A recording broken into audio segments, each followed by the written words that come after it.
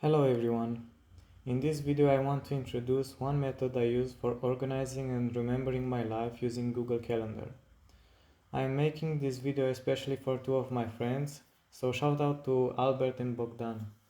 This is the first video I am making for this channel, so sorry for the subpar editing in advance.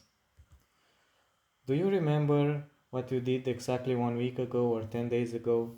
How many times this year have you had some personal breakthroughs in your life? How much time has passed since you've met with that friend you're now mostly talking through messages with? You might, just like me, have some problems answering these questions. I have asked myself these questions and I thought that looking back on my life, and it was like an empty canvas, didn't stand right with me. This method started from a necessity. I had to get organized, so I added my college classes and work schedule. Today I am going to make a quick preview of what this method is, but I will come with more details later. At the time I started, I was going for a master's in informatics, a bachelor's in psychology, and I was employed, so that is why my schedule was packed. Because of this, I also had to plan ahead. Besides the events you do know you are going to attend sometimes, many things I had to do outside of these were too small to be called events. They were tasks, such as remembering to take 3D glasses before heading to a movie or remembering to put the battery for charging. Google has a neat feature that lets you drag tasks into the time slot you want to be notified in. I used this to get reminders and also track things I had to complete during a week. This is now my calendar. It looks like a big painting with many colors. I had to blur the contents of the events for privacy reasons, but the different colors mean different type of events or tasks throughout the day. First thing I added after the mandatory schedule was my journals.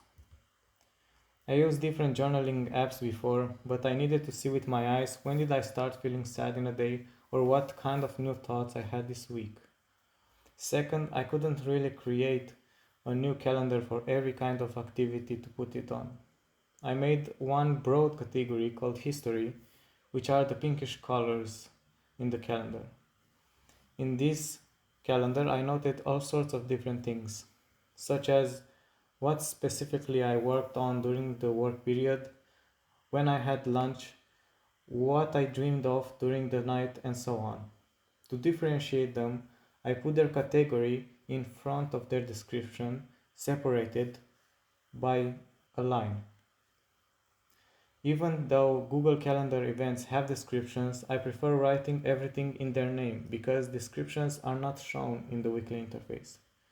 The most useful categories for me were probably work for watching what I did on the previous work days and track my performance. Watch them played were used to see what movies and the games I've consumed this year. And symptoms, which helped me once actually figure out what exactly made me sick. Why is this method good?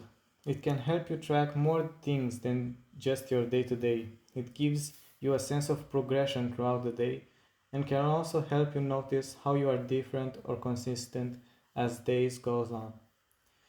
This way of logging helped me see two possible ways I can help the world. First, if we can remember more of our lives through this technology, then we can learn more, each of us, from our lives and be better.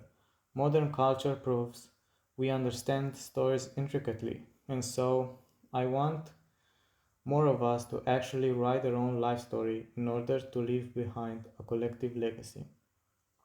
Second, we could refine this tool into something better.